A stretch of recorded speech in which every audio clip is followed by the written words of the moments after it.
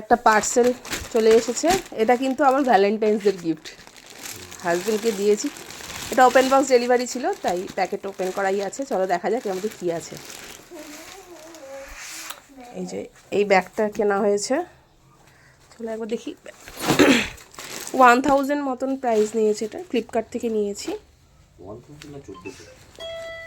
হ্যাঁ, 999 মনে হয়, 1400 নয়। এটা দুভাবেই নেওয়া যাবে, ল্যাপটপ ব্যাগ হিসেবে ইউজ করা যাবে, আবার পিঠের ব্যাগ হিসেবে ইউজ করা যাবে। ট্রাভেলিং পারপাসের জন্যই নেওয়া হয়েছে এটা।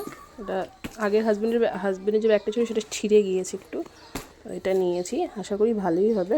এটা অনেকটাই ডিসকাউন্টে পেয়েছি, এত প্রাইস মোটেও নয়। 999 কি 1399 এরকমই ছিল প্রাইসটা।